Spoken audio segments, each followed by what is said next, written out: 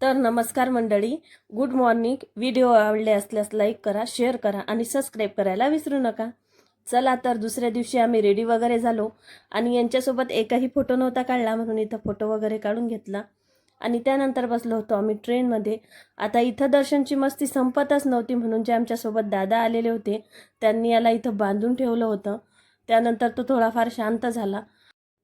आता इथं एका रेल्वे स्टेशनवर रेल्वे थांबली होती, तर तिथं काय केलं मी, दोन कावडे होते बसलेले, त्यांना फराळी तर तो फराळ टाकला, चिवडा टाकल्यानंतर बरेचसे कावडे आहे ना इथं जमा झाले।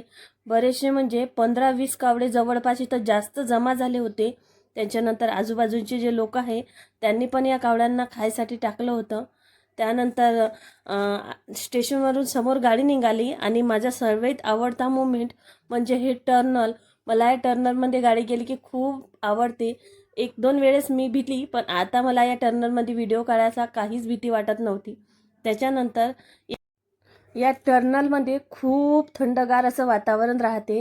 त्यानंतर त्याच्या भीतीनं जे येणारं पाणी आहे ते आतमध्ये येते, खूप छान असा फवाऱ्यासारखं तिथचं वातावरण होते। त्यामुळे मला इथचं वातावरण खूप छान आणि खूप चांगलं वाटते। चला आणि काही दृश्य दाखवते तुम्हाला इथचे नवनवीन।